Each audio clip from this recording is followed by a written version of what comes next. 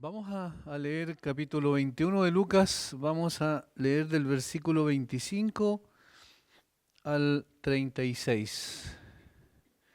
Lucas 21, versículos 25 al 36. Nos vamos a quedar en 3 versículos nada más, pero para no olvidarnos del contexto de lo que hemos estado viendo en estas últimas semanas referente a la venida del Señor Jesucristo.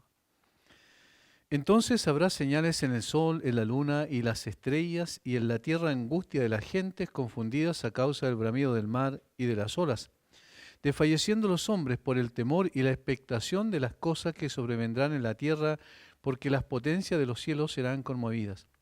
Entonces verán al Hijo del Hombre, que vendrá en una nube con poder y gran gloria. Cuando estas cosas comiencen a suceder, erguíos y levantad vuestra cabeza, porque vuestra redención está cerca. También les dijo una parábola. Mirad la higuera y todos los árboles, cuando ya brotan, viéndolos sabéis por vosotros mismos que el verano está ya cerca. Así también vosotros, cuando veáis que suceden estas cosas, sabed que está cerca el reino de Dios. De cierto os digo que no pasará esta generación hasta que todo esto acontezca. El cielo y la tierra pasarán, pero mis palabras no pasarán. Mirad también por vosotros mismos que vuestros corazones no se carguen de glotonería y embriaguez y de los afanes de esta vida, y venga de repente sobre vosotros aquel día. Porque como un lazo vendrá sobre todos los que habitan sobre la faz de toda la tierra. Velad pues en todo tiempo, orando que seáis tenidos por dignos de escapar de todas estas cosas que vendrán y de estar en pie delante del Hijo del Hombre. Cronológicamente estamos llegando a los últimos días de la vida del Señor Jesucristo en esta tierra, su ministerio terrenal, y está ya a punto de enfrentar la cruz que era el propósito por el cual había venido. El Señor entonces comienza a hablar con los discípulos y a explicarle lo que va a pasar, los acontecimientos que sucederán pronto en dos etapas. Una etapa que tendrá un corto cumplimiento, digamos en el corto plazo habrá un cumplimiento que es la destrucción de Jerusalén y del templo, que menciona en los versículos anteriores a lo que acabamos de leer.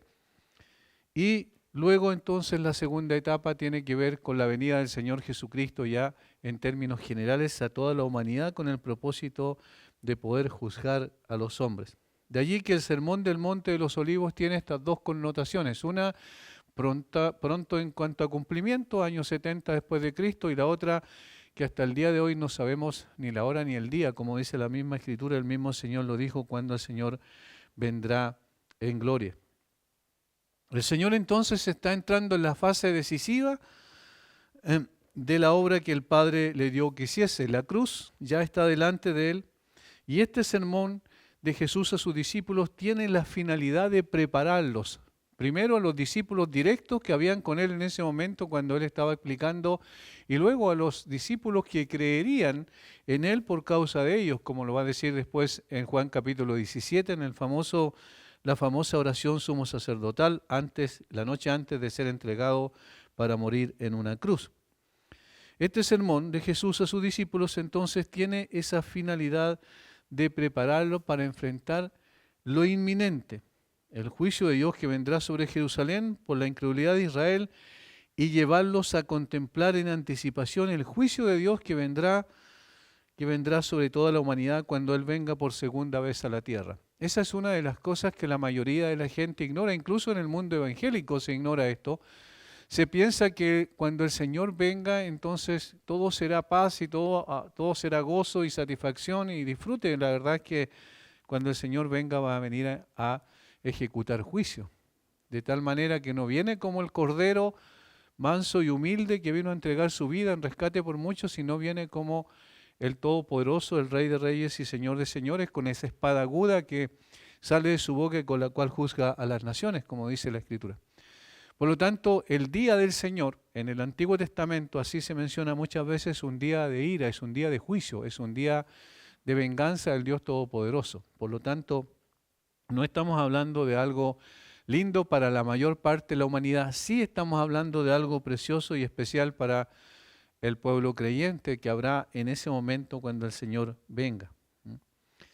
Entonces, ante la inminencia de estos dos eventos, separados por miles de años, los creyentes deben estar preparados siempre en todo momento. Eso es lo que el Señor les dice desde el principio cuando Lucas comienza a relatar lo que iban a ser las señales, primero para la destrucción de Jerusalén y del templo, y luego las señales que iban a anticipar la venida del Señor Jesucristo.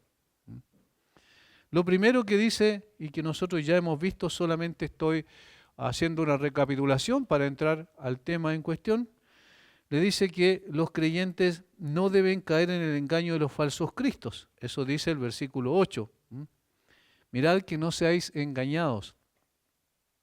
Producto de convulsiones en la tierra debido a las guerras y terremotos, no deben sentir temor por aquello. Eso es lo que le dice en el versículo 9 y 10 y 11 respectivamente. No debían tampoco caer en la apostasía ante la inminencia de la persecución de que serían objeto. Eso dice del versículo 12 al versículo 19, como hemos visto también en las entregas anteriores de este estudio. Y para no caer en angustia, confusión y desfallecimiento al contemplar las señales en el cielo, versículos 25 y 26, como ya vimos también la anterior semana respecto al desarrollo de este texto. Sino que, y aquí está positivamente, sino que ¿qué tenía que ocurrir con los creyentes? Positivamente debían perseverar en medio de la persecución, eso lo dicen los versículos anteriores, ser animados y fortalecidos al ver las señales celestiales e interpretar a la luz de la consumación de su redención que el reino de los cielos estaba a las puertas, versículo 28 y versículo 31 respectivamente. Es decir, positivamente los creyentes debían alegrarse de las señales porque implicaba que el Señor venía muy pronto, y lo segundo que tenían que hacer es ser fortalecidos, erguidos y levantad vuestra cabeza, porque vuestra redención está cerca. Es decir, la consumación de la redención, porque la redención tiene varias etapas. La primera tiene que ver con la salvación de nuestra alma y la otra tiene que ver con la consumación del plan de Dios cuando finalmente se complete este plan con el regreso del Señor Jesucristo, el establecimiento de su reino y la eternidad que viene a continuación. Todo esto entonces es alimentado ¿por qué? Por algo que el Señor dice en los últimos versículos 32 y 33, aquí en nuestro pasaje anterior al texto que vamos a estudiar hoy. Así también vosotros, cuando veáis que suceden estas cosas, sabed que está cerca el reino de Dios. De cierto os digo, aquí está, que no pasará esta generación hasta que todo esto acontezca. El cielo y la tierra pasarán, pero mis palabras no pasarán. Noten que en eso se basa todo el cumplimiento de lo que el Señor ha dicho, en su fidelidad. Mis palabras no pasarán. El cielo y la tierra pasarán, pero más allá del cielo y la tierra están mis palabras que permanecen para siempre. Hay una certeza, una aseveración absoluta de que esto va a acontecer y nadie podrá evitar que esto acontezca. Sobre la base entonces del inminente regreso del Señor, del cumplimiento de las señales, entonces ellos tenían que hacer algo. Y eso es lo que dicen los versículos 34 al 36. ¿Cómo debían enfrentar la inminencia del regreso de Cristo? Mirad también por vosotros mismos que vuestros corazones no se carguen de glotonería y embriaguez y de los afanes de esta vida, y venga de repente sobre vosotros aquel día. Porque como un lazo vendrá sobre todos los que habitan sobre la faz de toda la tierra. Velad pues en todo tiempo, orando que seáis tenidos por dignos de escapar de todas estas cosas que vendrán y de estar en pie delante del Hijo del Hombre. Ahí está la exhortación propiamente tal, que es la parte conclusiva del sermón, pero ustedes notan aquí que está la aplicación práctica. ¿Qué tienen que hacer ustedes ante esta inminencia del regreso del Señor Jesucristo? En el caso nuestro, ¿qué tenían que hacer ellos, los que recién escucharon el sermón del Señor, los receptores primarios del sermón? Tenían que estar preparados también y permanecer firmes en la fe, en su convicción, en la perseverancia, en el camino del Señor, hasta que viniera entonces el juicio sobre Jerusalén y la destrucción del templo. Estos dos eventos implican que las personas tenían que tener la misma actitud en el fondo. Y la actitud tiene que ver con la relación con el Señor. Porque le está, digamos, enseñando esto a los discípulos. Mirad también por vosotros mismos. que vuestros corazones no se carguen de glotonería, embriaguez y de los afanes de esta vida, y venga de repente sobre vosotros aquel día. Ven que todo tiene que ver con el eje central del tema, que es el regreso del Señor Jesucristo. Eso lo corrobora el versículo 35. Porque como un lazo vendrá sobre todos los que habitan sobre la faz de toda la tierra. Noten cómo ahora amplía el espectro, ya no es Jerusalén, solamente Israel, sino toda la tierra. Entonces, esta conclusión es muy interesante, siendo la conclusión del sermón, porque también es aplicativa, tiene que ver con algo que tenemos que hacer los creyentes en vista de que se acerca el regreso del Señor Jesucristo. Y eso es lo que tenemos en estos versículos entonces 34 al 36, que será motivo de nuestro estudio. Se destacan 3 actitudes que deben tener. Primero, vigilancia. Segundo, santificación. Tercero, perseverancia. Estas son las 3 cosas que allí aparecen con una claridad meridiana. Vamos a orar para pedir la dirección del Señor. Padre, te damos gracias a ti, Señor, eres tan bueno que quisiste revelarte a través de tu palabra para que pudiésemos conocerte, pudiésemos reconocer también nuestra condición perdida y por tu gracia llegar a los pies de Cristo y ser transformados en tus hijos, de enemigos a ser, Señor, tus hijos. Eso es un cambio fundamental, maravilloso, glorioso que tú has obrado en nosotros. Padre, guíanos, dirígenos en esta hora para que podamos también ser exhortados por tu palabra a permanecer firmes, Señor, considerando que tú estás pronto a regresar por nosotros. Lo rogamos en el nombre de Jesús. Amén. Vamos entonces a lo primero, vigilancia, versículo 34. Dice, mirad también por vosotros mismos, que vuestros corazones no se carguen de glotonería y embriaguez y de los afanes de esta vida, y venga de repente sobre vosotros aquel día es el regreso del Señor Jesucristo, por supuesto. Ahora noten la forma en que se expresa mirad.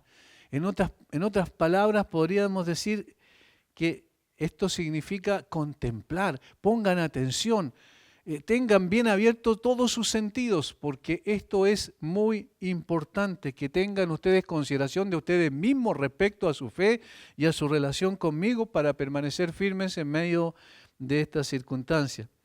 La palabra mirada en el original significa sostener la mente hacia algo específico, es decir, sostener los pensamientos, mantener los pensamientos, en otras palabras, respecto a lo que va a suceder. ¿Qué es lo que iba a suceder? La inminencia de ¿qué?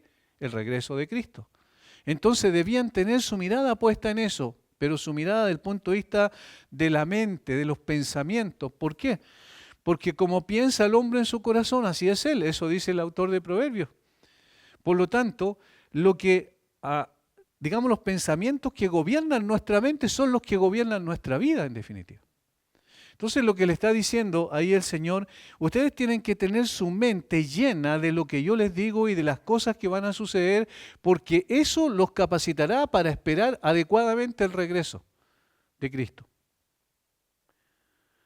Implica entonces esto prestar atención, ser cautelosos, muy cautelosos.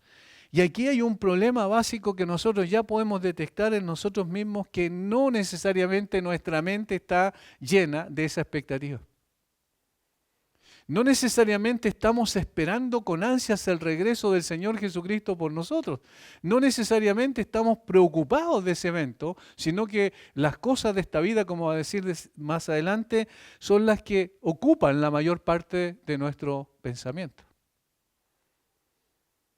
Presten atención, dice el Señor, a ustedes mismos. ¿Por qué esa advertencia tiene que ver con las mismas personas, con los mismos creyentes? Porque somos susceptibles a poder desviarnos del camino. Nuestras convicciones flaquean cuando los eventos alrededor nuestro no vienen como nosotros esperamos. Y entonces presten atención a ustedes mismos. En otras palabras, ante el inminente regreso del Señor, ustedes que me conocen deben vivir vigilando sobre ustedes mismos. Eso es lo primero, vigilen sus propias vidas. Y eso es interesante porque no está diciendo vigilen la vida del hermano. No está diciendo, juzguen la vida del hermano, si anda bien o no anda bien. Júzguense ustedes mismos, vigilen sus propios corazones, está diciendo. Y eso es muy, muy necesario. Nosotros sabemos, nos conocemos, y el Señor nos conoce mucho mejor que nosotros, y sabe que somos proclives a poder quizás mirar más hacia el lado que mirar nuestros propios corazones. Juzgar más a los demás que juzgarnos nosotros a nosotros mismos. Pero aquí el asunto es miren sus propios corazones. El Señor terminó su discurso con un serio recordatorio práctico a sus discípulos de vivir siempre con la expectativa segura de su regreso en juicio. Ténganlo por seguro que yo voy a regresar. A los discípulos que escucharon recién, voy a regresar con juicio sobre Jerusalén y sobre el templo. A los que escuchamos después, ¿cierto? Y leemos y estudiamos el texto después, a aquellos que son mis hijos y que también han de estar esperando el regreso por ellos. En cuanto a aquellos que lo escucharon entonces, ¿cierto? Consciente de la destrucción inminente de la ciudad, el templo y la gente, con la solemne procesión de signos que anunciaban la ruina venidera ante sus ojos, ninguna pasión o preocupación por esto debería impedirles vivir valientemente, es decir, con las mismas convicciones. En lugar de estar preocupados y temerosos, deberían estar ansiosos porque el Señor venga para ejecutar su juicio. Ahora, en cuanto a las generaciones venideras, ya que la voz de advertencia de Jesús aquí se dirige igualmente a todos los creyentes, nosotros, ¿cierto?, a quienes nos encuentran el fin de los tiempos, también debemos estar atentos a otra ruina mucho más tremenda que cae sobre la humanidad que la que cayó sobre Jerusalén. Recuerden que el juicio de Jerusalén es un juicio pequeño en consideración con el juicio que traerá el Señor Jesucristo cuando vuelva por segunda vez. Ahora, en este caso, la actitud de su pueblo, la actitud de los creyentes, en todas las épocas debe ser la del que observa atentamente las señales de los tiempos y que está presente o mejor dicho, atento a lo que está ocurriendo para ver que el Señor está por venir. Es como la del vigía que está permanentemente observando, ¿cierto?, el horizonte, ondeando el horizonte, como el atalaya que había en el Antiguo Testamento, que se ganaba la torre más alta de la ciudad, en el muro perimetral de la ciudad, y miraba todo el tiempo para ver si podía ver si venían enemigos.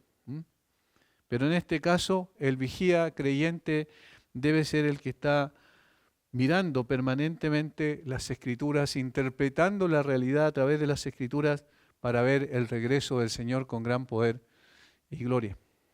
La vigilancia es fundamental. Nos reunimos a estudiar la palabra para que el Señor nos guíe y nos diga cómo vive verdaderamente un creyente. Bajo esta perspectiva, la expectativa constante de que el Señor vendrá por nosotros, entonces debemos estar vigilantes. Noten cómo la iglesia de Tesalónica cumplía con ese estándar. Dice el apóstol Pablo que ellos se convirtieron de los ídolos a Dios y esperar de los cielos a su Hijo, al cual resucitó de los muertos, a Jesús, quien nos libra de la ira venidera. O sea, había una esperanza y una expectativa permanente. Primera Tesalonicenses 1:10, estas personas entendieron que cuando alguien cree en Dios hay un cambio sustancial en su vida, y el cambio tiene que ver con un cambio de expectativa. Ahora ellos no estaban mirando a los ídolos falsos de los cuales fueron sus siervos durante un tiempo, sino que cuando conocieron al Señor por la predicación del apóstol Pablo, ellos se volvieron con todo al Señor y su expectativa estaba puesta en el regreso de Cristo. Allí estaba su corazón y entonces toda su vida giraba en torno a ellos. Los creyentes entonces debemos mirar también por nosotros mismos y velar pues en todo tiempo, ya que la venida del Señor es tan inesperada como la llegada de un ladrón. Recuerden que esa metáfora se utiliza mucho como ladrón en la noche. De tal manera que esa expectativa debe estar constantemente en nuestros corazones. ¿Por qué siempre? ¿Por qué esta vigilancia siempre? Porque no sabemos la hora que va a venir el Señor, ni sabemos el día, ni sabemos el momento. Por lo tanto, a esto nos llama, a vigilar constantemente. Es interesante que todas las veces, o la mayor parte de las veces que el Señor habló de su segunda venida, recalcó el peligro del relajamiento espiritual. Peligro del relajamiento espiritual. También el peligro de la falta de expectativa constante respecto a ese suceso, o lisa y llanamente la incredulidad respecto a ese suceso. Esas tres cosas siempre aparecen en las veces que el Señor habló sobre su segunda venida. El relajamiento espiritual, la falta de expectativa constante respecto a este suceso, y tercero, lisa y llanamente la incredulidad. Tres ejemplos vinculados al tema encontramos en los evangelios. No aquí en Lucas, pero sí en el texto complementario de Mateo. Lucas lo dijo ya en otro contexto, pero Mateo lo dice en el mismo contexto del sermón del Monte de los Olivos. El primero lo encontramos en Mateo 24, 37 al 42. Mateo 24, 37 al 42. Eso se repite en Lucas 17, 26 y 27. ¿De qué se trata? ¿Cuál es el ejemplo que da? Es el ejemplo de los días de Noé. ¿Recuerdan que incluso ya pasamos por Lucas viendo aquello? ¿Qué pasó en los días de Noé? Bueno, se pone de manifiesto la actitud de la gente ante el inminente juicio de Dios anunciado por espacio de 120 años, por el que la Biblia le llama el pregonero de justicia, referido a Noé. Dice que él durante 120 años les predicó y les advirtió que iba a venir un diluvio universal, y ellos hicieron burla de él y finalmente no hicieron caso. Cada uno siguió ocupado en sus quehaceres diarios, se hizo caso omiso de la advertencia, por lo cual no pudieron escapar cuando el juicio llegó sobre ellos. Eso es la incredulidad, ¿verdad? Eso es lo que pasa en el día de hoy también, cuando nosotros predicamos el Evangelio y decimos que el Señor volverá y que es, si no recibe a Cristo, si no cree en Cristo hoy como su Señor, un día lo tendrá que enfrentar como juez, la gente se ríe y se burla de nosotros. Eso es producto de la incredulidad manifiesta en el corazón de las personas. La incredulidad es justamente, como hemos dicho más de una vez, el pecado imperdonable, porque nadie puede ser perdonado si persiste en la incredulidad. Ahora, este es el primer ejemplo. ¿Qué es lo que significa la aplicación práctica para aquello? Bueno, todos aquellos que viven con una mirada inmanente sin preocuparse por el regreso de Cristo sufrirán pena de eterna perdición. El segundo ejemplo es también de Mateo 24, los versículos siguientes, 43 y 44 en este caso. Y es la actitud de un dueño de casa que, si supiera la hora, hipotéticamente hablando, que robarían su casa, estaría todo el tiempo en constante vigilancia para evitar el robo. Es decir, si supiera, otra vez hipotéticamente, porque no es un ejemplo real, en el caso del ejemplo no es histórico, este otro no, es una hipótesis, el Señor Jesucristo está diciendo que evidentemente el dueño de casa estaría atento todo el tiempo para evitar que cuando apareciera el ladrón pudiese evitar el robo. De la misma manera, los creyentes que no saben ni el día ni la hora en que el Señor vendrá por segunda vez deben estar bien preparados. Esa es la lección, esa es la aplicación. Deben estar bien apercibidos de que ocurrirá en cualquier momento, en cualquier instancia, en cualquier tiempo de las 24 horas del día. Y entonces, ¿qué tienen que estar haciendo? Estar bien preparados esperando precisamente el regreso del Señor. El tercer caso está en los versículos siguientes, 45 al 47 de Mateo 24. ¿Y a qué se refiere? A la actitud del siervo prudente. Debido a que el siervo fiel y prudente cumplió con sus deberes en ausencia de su amo, Jesús le expresó: bienaventurado aquel siervo al cual cuando su Señor venga le haya haciendo así. De cierto digo que sobre todos sus bienes le pondrá. Destacando la perseverancia y diligencia del siervo en ausencia de su Señor. Es decir, yo voy a seguir haciendo mi tarea que mi Señor me encomendó, más allá de que Él esté o no esté. Ahora está en ausencia, yo voy a seguir trabajando y haciendo la tarea que Él me encomendó. En otras palabras, está siempre preocupado de hacer la voluntad de su Señor. Así debe ser la actitud de cada uno de los creyentes. Del mismo modo, como somos llamados a una vigilancia constante y perseverante, también lo somos a estar preparados, creciendo en nuestra relación con el Señor. Y crecimiento en nuestra relación con el Señor, ¿qué significa? Significa santificación. Porque obviamente una persona que está creciendo en Cristo, tiene una relación más estrecha con Él, va a vigilar su corazón, sus pensamientos y sus acciones para no caer en el pecado de este mundo. ¿Cómo lo puede hacer? Bueno, ahora lo vamos a ver, poniendo la mira en las cosas de arriba, como le dice el apóstol Pablo a los colosenses. En este contexto sería esperando expectante el regreso del Señor. Y esto es lo segundo.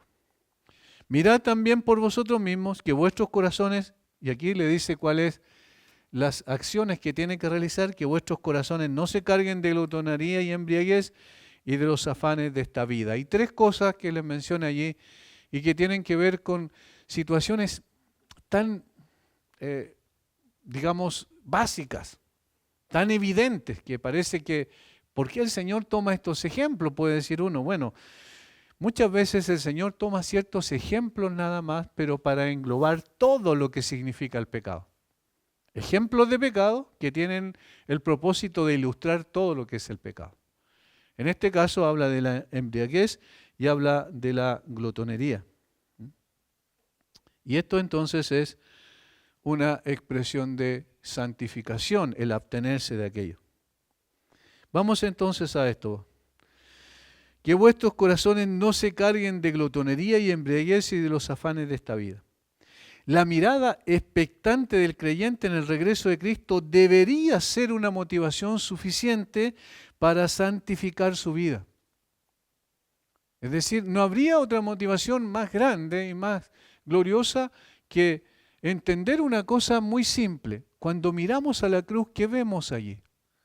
Decimos, vemos la expresión de amor más grande que el mundo jamás haya conocido, y estamos en lo correcto, pero hay una segunda parte que a veces se pasa por alto, que ese es el precio del pecado. Y eso hay que tenerlo siempre en cuenta. El precio del pecado es que por causa de nuestro pecado Jesucristo fue puesto en esa cruz. Si el Señor murió por esos pecados y a causa de ese pecado recibió toda la justa ira del Padre sobre Él como nuestro sustituto, en lugar de venir eso sobre nosotros, es una expresión de amor para nosotros, pero también es un desafío para cada creyente. ¿Cuál es el desafío? Yo no quiero pecar, es decir, seguir pecando siendo amigo de aquello que fue enemigo de Cristo en la cruz. Entonces, eso es lo que ocurre cuando nosotros pensamos en el regreso del Señor. Va a regresar el Señor. Va a regresar el mismo que murió en la cruz por mí, el mismo que pagó por mi pecado. Yo no voy a estar coqueteando, por usar una palabra, ¿cierto?, más común, con el pecado. Porque esto le costó la vida a mi Salvador. Y yo lo amo, yo no voy a querer que Él sea ofendido por mi pecado. Procurar la santidad es tarea de todos los días, además. Pero la preocupación especial por ello debería ser impulsada por el encuentro con Cristo. Pronto voy a estar con Cristo. Y entonces quiero que mi vida esté acorde con lo que Él es.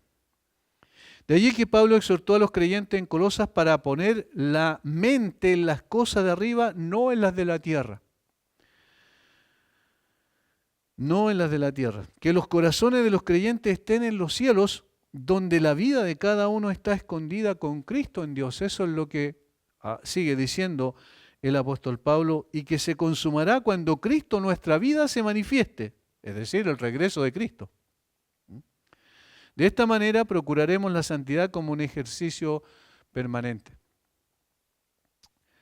Más adelante vamos a desarrollar lo tercero que aparece allí, pero una de las cosas interesantes que uno se da cuenta de esto es que cuando pensamos en el regreso de Cristo, pensamos en nuestro encuentro con Él.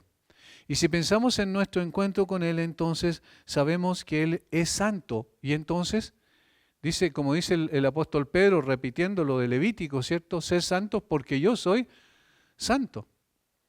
Hay una relación con el Señor que es santo, y entonces mi vida debe procurar hacer lo mismo. Por eso es un ejercicio permanente. Estos cristianos deben vivir de tal manera que puedan presentar a Cristo corazones que no se carguen con el pecado. Y hay una palabra clave en el texto, cargar. Que vuestros corazones no se carguen, dice. ¿Por qué es clave? Porque esto es lo que determina todo lo que viene posteriormente. No se carguen. La palabra significa agobiar, estar vencido, atribulado, eso significa. Estar bajo una presión tremenda donde ya no tengo fuerzas para seguir resistiendo. Estoy siendo vencido por esto. En otras palabras está diciendo, no sean vencidos por la glotonería, la embriaguez y los afanes de esta vida. Esas son las tres cosas que menciona como ejemplos, como dije. Esta palabra se usa para describir a los discípulos del Señor en Getsemaní que estaban cargados de sueño, o sea, vencidos por el sueño. En Mateo 26, 43.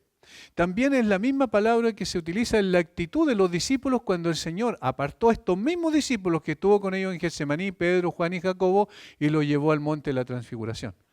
Y allí en el monte de la Transfiguración otra vez pasó lo mismo y ellos estaban cargados de sueño.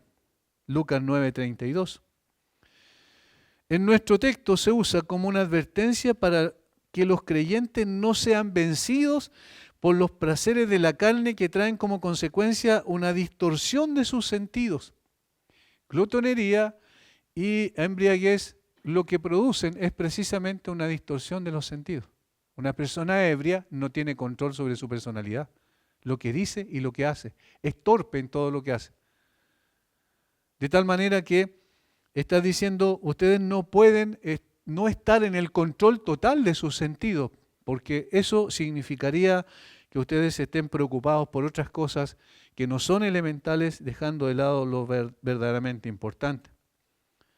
Jesús dio 3 ejemplos, y ahora los vamos a ver, representativos, como dije, de los pecados en general, para advertir sobre este peligro de ser vencidos por los pecados.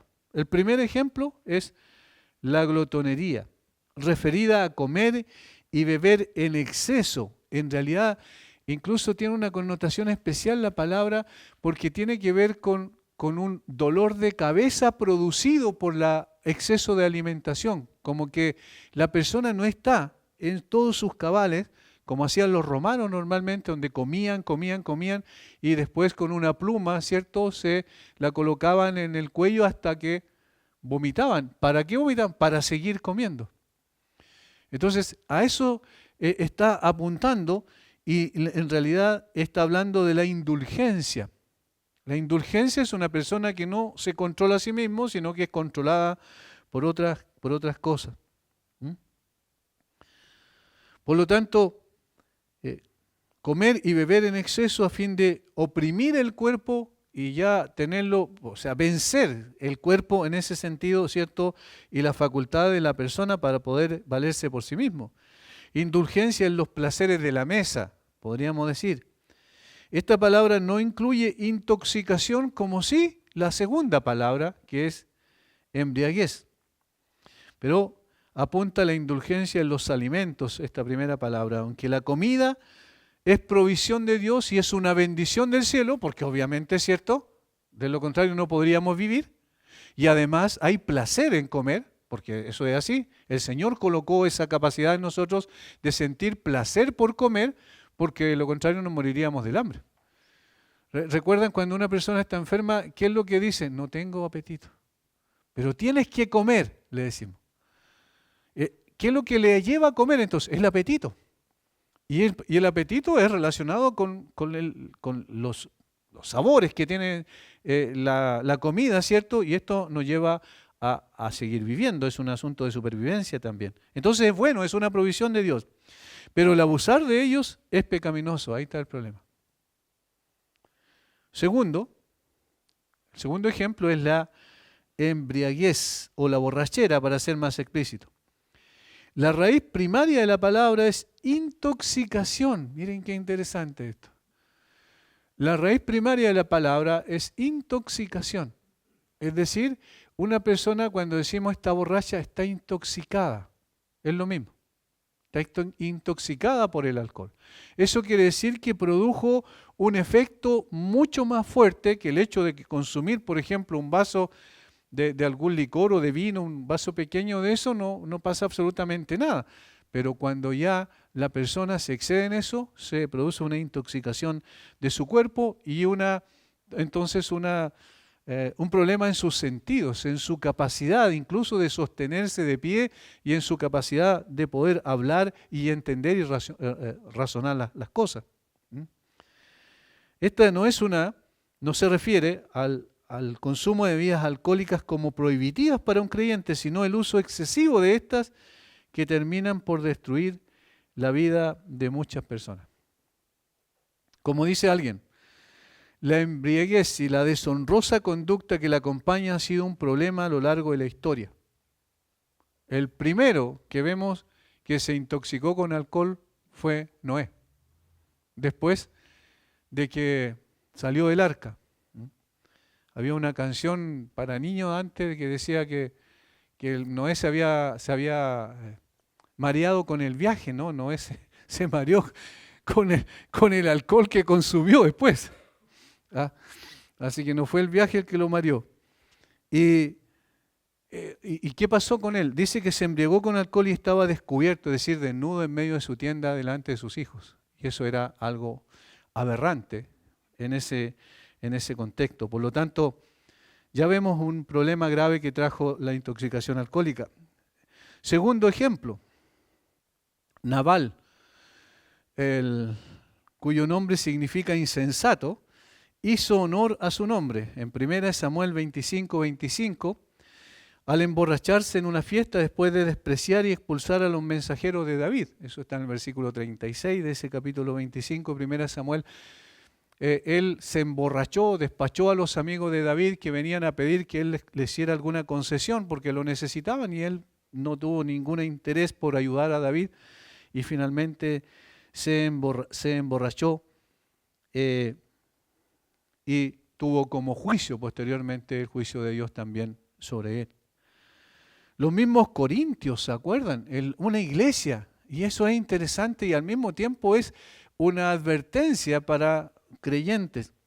Los mismos corintios fueron fuertemente amonestados por apóstol Pablo debido a su intemperancia al momento de tomar la cena del Señor. Estaban borrachos algunos. Algunos comenzaban a tomar alcohol hasta que finalmente se emborracharon y participaban de la cena del Señor, lo cual es algo santo, y ellos estaban violando completamente cualquier consideración al respecto. Estos dos vicios que se mencionan aquí, la glotonería y la embriaguez, son placeres carnales que han de ser evitados siempre, más aún cuando se acerca el regreso de Cristo por los suyos. Pero, otra vez, no solo estos, son un ejemplo. Son un ejemplo que hablan de todos los tipos de placeres que distorsionan la mente y el corazón del ser humano y lo llevan a considerar las cosas de esta vida como superiores a las cosas de la vida futura. Eso es negativamente, pero positivamente, y se implica en el texto, el creyente ha de manifestar en su conducta templanza y temperancia. Temperancia significa, ¿cierto?, lúcido, una persona sin alcohol. Intemperancia significa borracho. Entonces, positivamente, templanza y temperancia o moderación. Estas son conductas que expresan santificación de vida.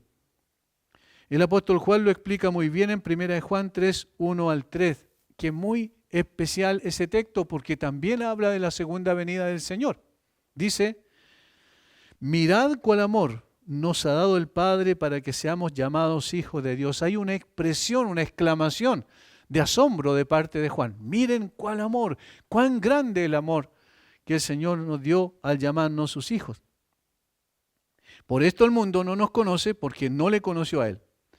Amados, continúa diciendo, amados, ahora somos hijos de Dios y aún no se ha manifestado lo que hemos de ser. En el presente somos hijos de Dios, pero aún no se ha manifestado lo que hemos de ser. ¿En qué momento? Cuando estemos con el Señor. Pero sabemos que cuando Él se manifieste, ahí está la segunda venida de Cristo, seremos semejantes a Él porque le veremos tal como Él es decir, somos hijos de Dios en el presente, pero seremos semejantes a Cristo. Eso es tremendo. Pero luego dice algo muy interesante que tiene que ver con lo práctico, justamente. ¿Qué hacemos en consecuencia entre lo que somos ahora y lo que seremos en el futuro? ¿Qué hacemos ahora? Y aquí lo va a decir. Y todo aquel que tiene esta esperanza en Él, es decirse semejante a Él cuando Él se manifieste, ¿qué pasa con él? Se purifica a sí mismo como Él es puro. ¿Lo notan? Esa es la consecuencia lógica. En otras palabras, una persona que no está creciendo en santificación de vida no puede bajo ninguna circunstancia pretender ser un hijo de Dios. Evidentemente no hablamos de perfección, porque si fuera por eso ninguno de nosotros estaría con el Señor para siempre, jamás. No se habla de perfección, se habla de progreso en santificación. Se habla de ir cambiando de algunos vicios naturales que nosotros tenemos incluso en nuestro corazón, que nadie más conoce, pero que el Señor conoce, que vayan siendo quitados de allí. La Biblia tiene la capacidad, como en un espejo, como dice Santiago, de colocarnos frente a la realidad.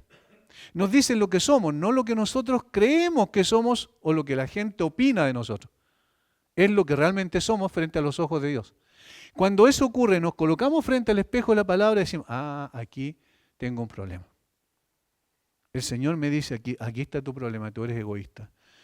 Aquí me dice el Señor, ¿cuál es tu problema? Tu problema es que tú quizás comentas cosas no positivas de otras personas cuando no están presentes.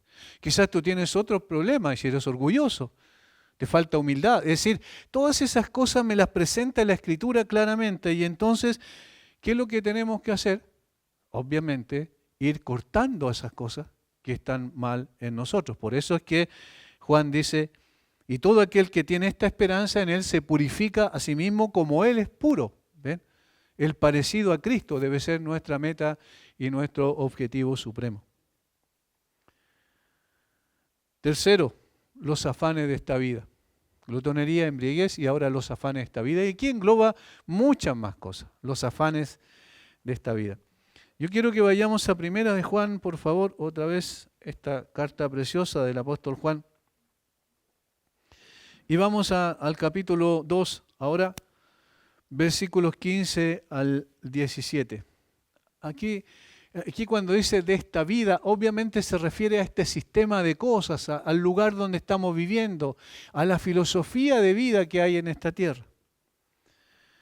Dice, no améis al mundo, ni las cosas que están en el mundo. Si alguno ama al mundo, el amor del Padre no está en él. Porque todo lo que hay en el mundo, los deseos de la carne, los deseos de los ojos y la vanagloria de la vida que no proviene del Padre, sino del mundo. El mundo pasa y sus deseos, pero el que hace la voluntad de Dios permanece para siempre. Ahí en el versículo 16 están explicados lo que significan los afanes de este mundo. Ya hemos visto algunos, fíjense lo que dice. Todo lo que hay en el mundo, los deseos de la carne, es decir, toda obra pecaminosa que no esté de acuerdo a lo que Dios ha revelado y que son propios de la carne y atractivos para la carne, porque así es el pecado. Los deseos de los ojos, es decir, lo que vemos, lo que apreciamos, lo que consideramos bueno, y la vanagloria de la vida, lo que nos enorgullece, lo que nos lleva a buscar el aplauso y la aceptación de los hombres. Estos podríamos decir que son los afanes de esta vida. Describe entonces qué cosa el Señor aquí, una excesiva preocupación por las cosas inmanentes de esta tierra, lo que está frente a nuestros ojos, lo que podemos palpar con nuestras manos. Una mirada excesivamente terrenal nos lleva a perder de vista las cosas trascendentes donde debemos poner nuestro corazón. Y eso es lógico. ¿Qué ocurre? Tengan cuidado. Está diciendo en otras palabras de que las fuentes de la vida espiritual no se debiliten por las preocupaciones o las frivolidades o la comodidad o el lujo o cualquier otra cosa de las ocupaciones de esta vida presente que nos desvíen de la vida futura. ¿Cuál es la característica singular del cristianismo? Es que se trata de las cosas que trascienden esta vida. No está hablando meramente de lo que pasa aquí en esta tierra, porque aquí tendremos luchas, aflicciones, dolores, tendremos también momentos de disfrutar y de gozar y de pasarlo bien, pero esta no es la vida por la cual Cristo vino a morir, vino a darnos vida y vida en abundancia. Y esa vida en abundancia trasciende este mundo. De hecho, hay creyentes que a lo mejor más que gozar en esta tierra han sufrido hasta el momento de su muerte. Si estuvieran pensando en esta vida, entonces serían los más dignos de conmiseración. Pero no, ellos estaban esperando otra patria, otro edificio no hecho de manos en los cielos, una ciudad no hecha de manos en los cielos, como dice Hebreos 11. Por lo tanto, las ocupaciones excesivas de las cosas de esta tierra nos llevan a perder la visión, en otras palabras. El Señor sabe cuán dados somos a valorar más las cosas perecibles que las eternas, más aquellas cosas que están enfrente a nuestros ojos y no las cosas que no se ven. De allí su seria advertencia. Yo estoy pronto a venir. Ustedes ya les he mostrado que hay señales, yo les he asegurado que vendré. Y entonces, en consideración a eso, tienen que buscar las cosas verdaderamente trascendentes. En la parábola del sembrador, recuerdan ahí en Mateo 4, 18 y 19,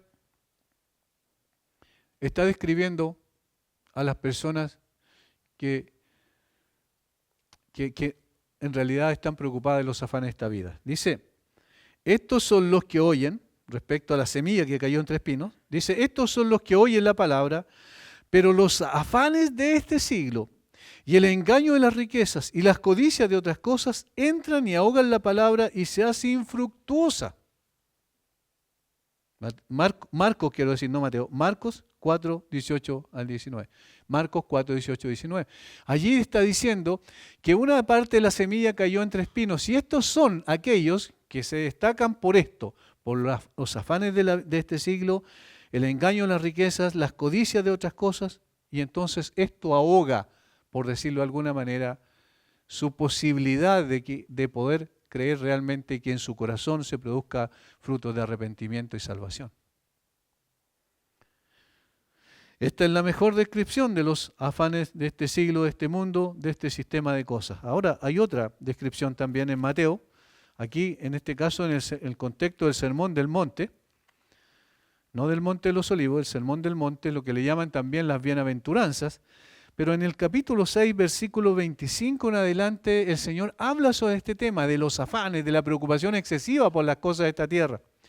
Mateo 6, 25 en adelante. Conocemos bien este texto, pero es bueno leerlo porque es la palabra de Dios la que hace más bien a nuestra alma. Por tanto os digo, no os afanéis por vuestra vida, qué habéis de comer o qué habéis de beber, ni por vuestro cuerpo, qué habéis de vestir. ¿No es la vida más que el alimento y el cuerpo más que el vestido?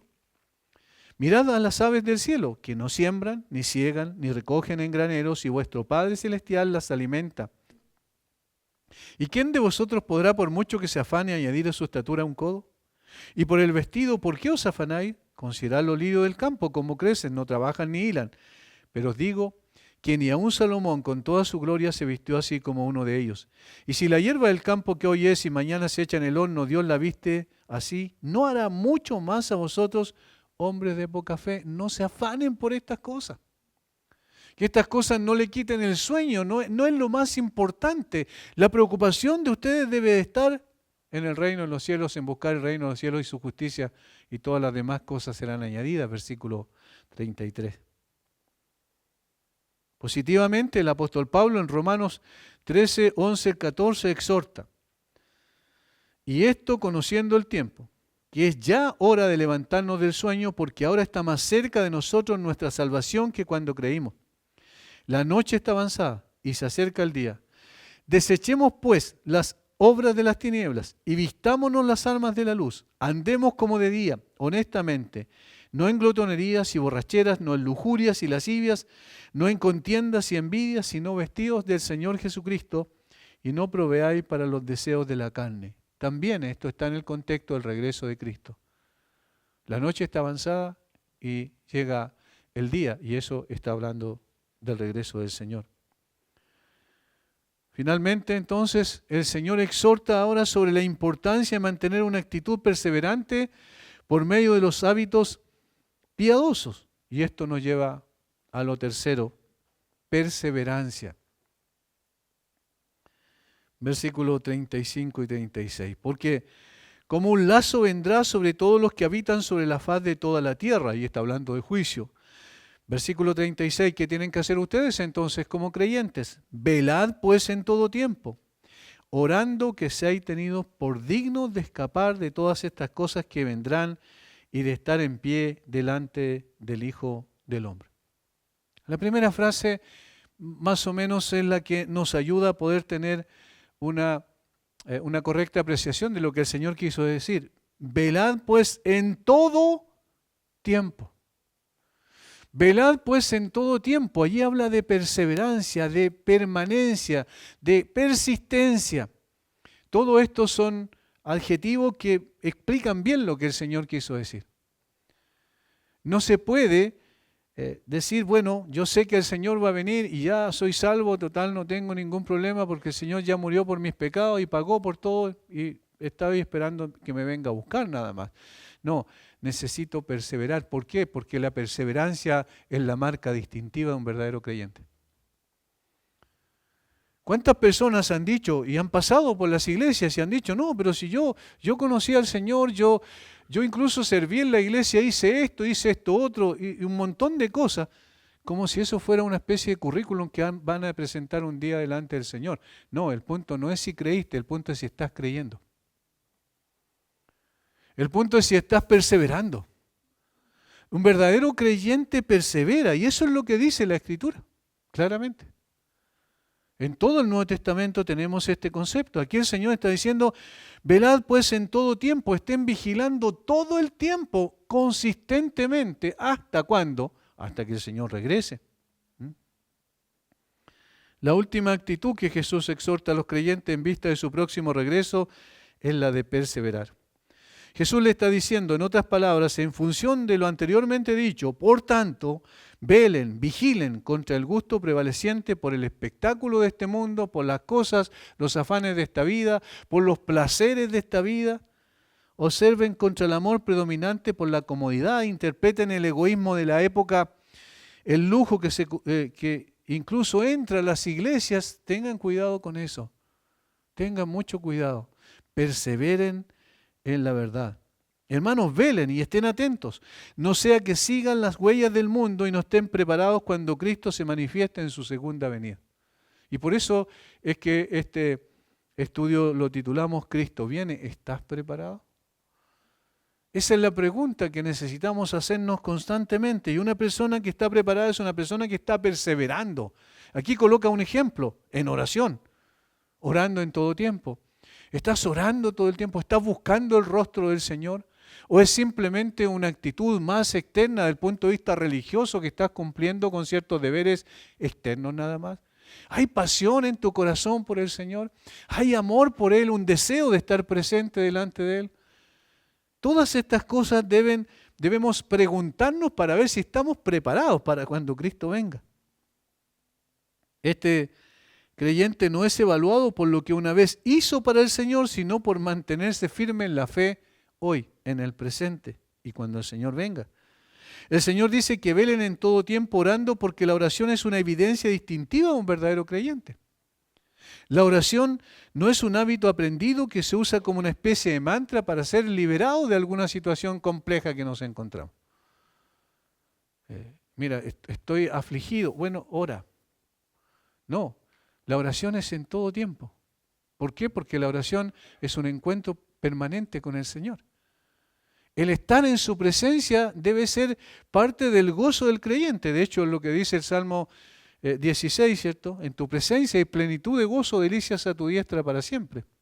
Debe ser la actitud normal de un creyente. Es una expresión, la oración de confianza plena en el Señor que busca afanosamente que la voluntad de Dios sea hecha en la tierra como se hace también en el cielo, según la oración modelo de Jesús. De esta forma los creyentes seremos hallados dignos de escapar de todas estas cosas que vendrán sobre la tierra. Eso es lo que está diciendo.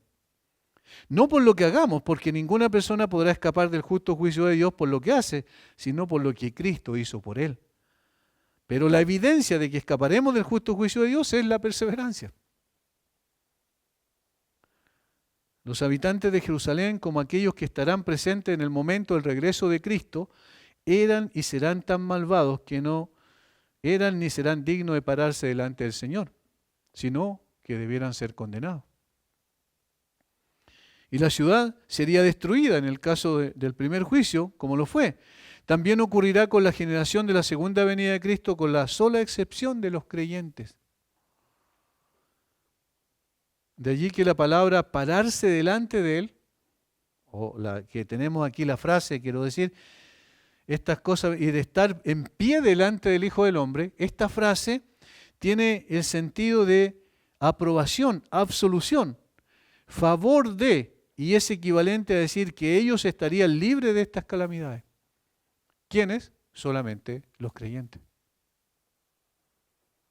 Por supuesto, ninguna persona es digna en sí misma para recibir la aprobación del Señor. Recuerden, Isaías en la visión del Señor en el templo dijo: ay de mí, que soy muerto, porque siendo hombre inmundo de labios y habitando en medio de pueblo que tiene labios inmundos, han visto mis ojos al Rey, Jehová de los ejércitos. Isaías 6:5. Al ser confrontado por su incapacidad de cumplir la ley de Dios, por esta ley interior que deseaba hacer la voluntad de Dios, pero esta ley de mis miembros que dice Pablo que estaba en contra de eso, de tal manera que lo que no quiero hacer eso hago y lo que quiero hacer eso me es imposible. El apóstol Pablo dice: miserable de mí, ¿quién me librará de este cuerpo de muerte? Romanos 7:24. Es decir, si fuera porque que Isaías podía haber sido justificado por lo que hizo, entonces no habría dicho cuando estaba delante del Señor: ay de mí que soy muerto. El apóstol Pablo, si hubiese podido cumplir perfectamente la ley de Dios, no hubiese dicho: miserable de mí, ¿quién me librará de este cuerpo de muerte? Por lo tanto, la única manera de presentarnos delante del Señor es por medio de su justicia. Es su justicia la que envuelve al creyente, es su justicia con la cual es vestido el creyente en el momento de la conversión. Es la justicia de Cristo, el único justo que ha pisado esta tierra. De allí entonces la importancia de tener claridad respecto a lo que significa verdaderamente la salvación. Solo a través de la justicia imputada de Cristo, 2 Corintios 5:21, el cual no hizo pecado por nosotros, hizo pecado para que nosotros fuésemos hechos justicia de Dios en Él.